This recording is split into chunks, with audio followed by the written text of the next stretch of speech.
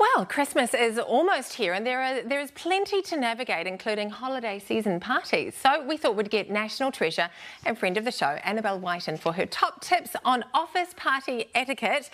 Welcome, Annabelle. Oh, Rebecca, I almost say the best thing to do is not go. Oh, interesting. No, yes, I mean, really, maybe it's the best thing. No, all joking. Why? Well, some terrible things happen at office parties and people keep on remembering it for years and years afterwards. So, I mean, I'm not going to give you any examples because, honestly, it's a family show. But let me just tell you that, no, I think it's really important to make sure that you have something to eat before you go to the office party. So you don't, in terms of etiquette, you don't want to be eating all the snacks and canapes. And the next thing is don't drink too much. It is a work do. So, and the other thing I've got to tell you, do the French leave. Oh, what's the French leave? The French leave is don't get up and tell everyone that you're leaving. Just get up and discreetly go. So it was important to be there, but after a couple of, maybe an hour or two, leave. It's a good idea. Okay, so it's a professional environment, not a personal environment. What about romance at the office party, Annabelle? Yes or no? Oh, is there something you'd like to tell me? No, not I. I'm just asking on behalf of others, Annabelle. Oh, no, I think it's best maybe to keep calm. You know, dress like I do in a festive spirit and just be jolly and fun. But no, if there's any of that sort of tension in the air,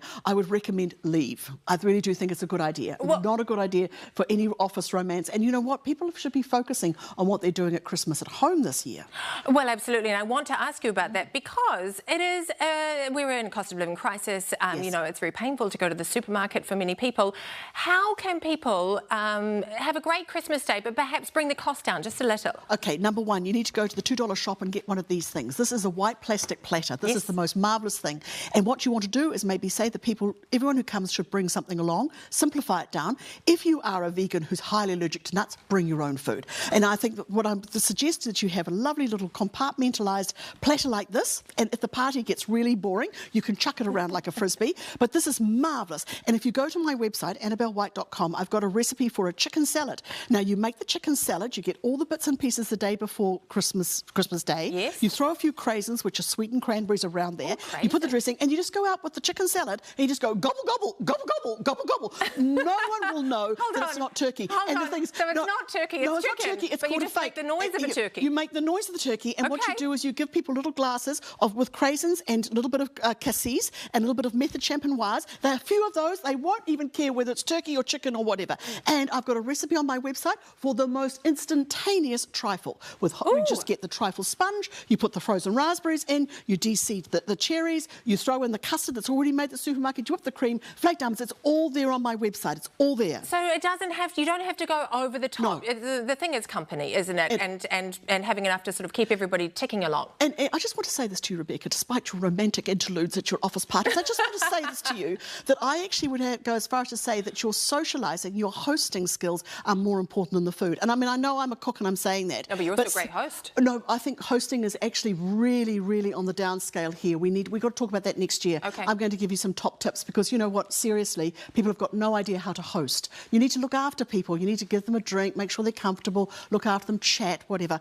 But anyway, I don't know, I'm a bit jet lagged. Well, I know, because while many people are heading away, Annabelle, you've just come back from Washington, DC. I know. And you think it's sexy. I do. Well, I said to you before I went, I think it's one of the sexiest capital cities. Now, I used to live there in the 1980s, and it was a little dull. We're talking blancmange, we're talking men in suits, none of that romantic sizzle that you were talking about before. But now, it's a vibrant, pulsating place. I mean, I felt, honestly, I went to neighbourhoods, I walked around. One day I did 23,000 steps. Oh, my goodness. And I didn't realise, I know there's public transport, but I was just so overwhelmed by the beauty of the buildings and the beautiful foliage. And I went to all the museums. There's even a spy museum in Washington now. Oh, I've been to it. It's very good. Have you been? Yes. Oh, no. I've got to go back to do that. But the food was great. Go to the Union Market, but I put everything. I wrote up a travel blog because I know people think I'm on medication, but I'm just a bit excited because I've been over there. I love your enthusiasm. But I have got a blog. I've written up all the things because you want to go to the Union Market and you want to have, do you know the El Salvadorian community is huge in Washington? I did not know. Yeah, so you go and have the pupusa and you have these delicious snacks and yummy food and it's affordable, but you want to get on a bike, walk around the mall, and you've got to go to the link. Talk about romantic. Here we are. You want to go to the Lincoln Memorial at night. Oh, yes, it is beautiful, all lit up like a Christmas tree.